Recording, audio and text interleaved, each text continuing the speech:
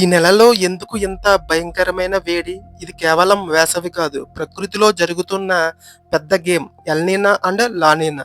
ఎల్‌నినా మరియు లానినా అనేవి పసిఫిక్ మహాసముద్రంలో జరిగే క్లైమేట్ మార్పులు. ఇవి ప్రపంచం మొత్తం వాతావరణాన్ని ప్రభావితం చేస్తాయి. ముఖ్యంగా ఇండియాలో హీట్, వర్షాలు, మాన్సూన్. ఎల్‌నినా సమయంలో పసిఫిక్ మహాసముద్రపు నీరు సాధారణంగా వేడిగా మారుతుంది. ఈ వేడి వాతావరణంలోకి విడుదలైన గ్లోబల్ టెంపరేచర్ పెరుగుతుంది. దీనివల్ల ఇండియా వంటి దేశాల్లో వేసవి తీవ్రంగా మారి హీట్ వేవ్స్ ఎక్కువగా అనుభవించాల్సి వస్తుంది. ఎల్‌నినా ప్రభావంతో ఇండియాలో వేసవి కాలం సాధారణం కంటే ఎక్కువ కాలం ఉంటుంది. ఉష్ణోగ్రతలు 40 డిగ్రీలు దాటడం సాధారణం అవుతుంది. దీనివల్ల ప్రజలు బయటికి వెళ్ళడం కష్టమై రోజువారీ జీవితం కూడా ప్రభావితం అవుతుంది. ఈ నెలలలో కనిపిస్తున్న హీట్ వేవ్స్ ఎల్‌నినా ప్రభావం వల్ల ఎక్కువగా ఉన్నాయి. గాలి వేడి, పొడి గాలులు పెరగడం వల్ల శరీరానికి తట్టుకోవడం కష్టమవుతుంది. ఇది ఆరోగ్య సమస్యలను పెంచే ప్రమాద కారణంగా మారుతుంది. లానినా సమయంలో సముద్రపు నీరు చల్లబడుతుంది. ఇది సాధారణంగా ఎక్కువ వర్షాలకు దారితీస్తుంది. కానీ ప్రస్తుతం ఎల్‌నినా ఉన్నప్పుడు లానినా ప్రభావం తగ్గుతుంది. అందువల్ల వేడి ఎక్కువగా ఉంటుంది. ల్ లానినా సమయంలో వర్షపాతం తగ్గిపోవడం వల్ల నీటి కొరత తీవ్రంగా ఉంటుంది. రిజర్వాయర్లు, చెరువులు త్వరగా ఎండిపోతాయి. ఇవి గ్రామీణ ప్రాంతాల్లో పెద్ద సమస్యగా మారుతుంది. ముఖ్యంగా త్రాగునీరు కోసం ప్రజలు కష్టపడాల్సి వస్తుంది. గాలి, తేమ, హ్యూమిడిటీ తగ్గిపోవడం వల్ల చర్మం ఎండిపోవడం, డీహైడ్రేషన్ ఎక్కువగా జరుగుతుంది. ఎక్కువగా నీరు తాగకపోతే శరీరం త్వరగా అలసిపోతుంది. ఇది హీట్ స్ట్రెస్‌కు దారితీస్తుంది. హీట్ స్ట్రోక్ ప్రమాదం ఈ కాలంలో అత్యధికంగా ఉంటుంది.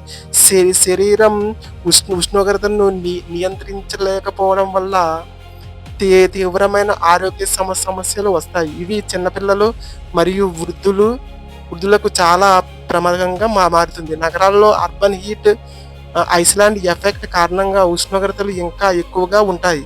కాంక్రీట్ భవనాలు వేడిని నిల్వ చేసుకుని రాత్రి కూడా విడుదల చేస్తాయి. దీంతో నగరాల్లో రాత్రిపూట కూడా చల్లదనం తగ్గిపోతుంది. చెట్లు తగ్గిపోవడం వల్ల సహజ చల్లదనం తగ్గిపోతుంది. పచ్చదనం లేకపోవడం వలన వేడి నేరుగా నేలపై పడుతుంది. ఇది నగరాల్లో మరియు గ్రామాల్లో వేడి తీవ్రతను పెంచుతుంది. విద్యుత్ వినియోగం భారీగా పెరుగుతుంది.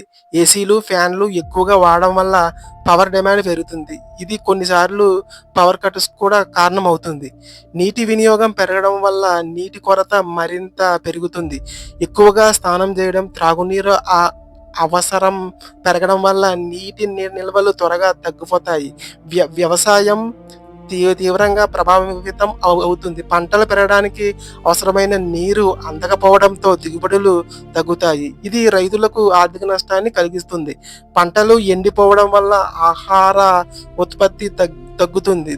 దీని ప్రభావం మార్కెట్లో ధరలు పెరుగుదలగా కనిపిస్తుంది. పశువులకు నీరు మరియు ఆహారం దొరకడం కష్టమవుతుంది. దీనివల్ల పశువుల ఆరోగ్యం క్షీణిస్తుంది. అడవి అగ్ని ప్రమాదాలు ఎక్కువగా జరుగుతాయి. పొడి వాతావరణం వల్ల చిన్న మంటలు కూడా పెద్ద అగ్ని ప్రమాదాలుగా మారుతాయి. సముద్రంలో ఉష్ణోగ్రత మార్పులు చేపల వలసలను ప్రభావితం చేస్తాయి. ఫిషింగ్ రంగం దెబ్బతింటుంది. గ్లోబల్ టెంపరేచర్ రికార్డులు ఎల్‌నినా సమయంలో ఎక్కువగా బ్రేక్ అవుతాయి. మాన్సూన్స్ ఆలస్యం అవుతుంది. ఇది రైతులకు పెద్ద సమస్య.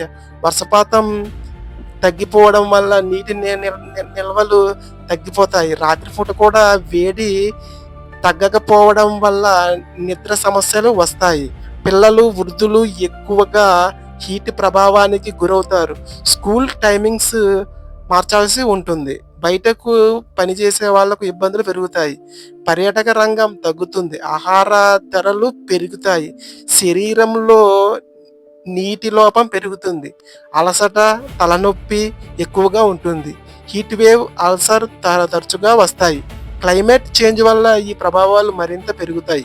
భవిష్యత్తులో ఎల్‌నినో ప్రభావం మరింత తీవ్రంగా మారే అవకాశం ఉంది. ఇది కేవలం వేడి కాదు, మన భవిష్యత్తు ఎలా మారబోతుందో చెప్పే హెచ్చరిక. ఈరోజు ఏసీ వేసుకుని కూల్‌గా ఉండొచ్చు, కానీ రేపటి తరాలకు ఈ భూమి ఎలా ఉంటుందో ఆలోచించాలి. మనకు ఇది ఆపడం కష్టం అనిపించవచ్చు. కానీ చెట్లు నాటడం, నీరు సేవ్ చేయడం, కాలుష్యం తగ్గించడం ఇవి చిన్న స్టెప్స్ అయినా పెద్ద మార్పులు తీసుకురాగలవు. ఈ సమాచారం మీకు ఉపయోగపడితే షేర్ చేయండి. మీ ఫ్రెండ్స్, ఫ్యామిలీకి చెప్పండి.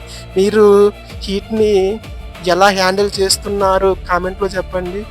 మన చిన్న మార్పులు భూమి భవిష్యత్తు. Thank you.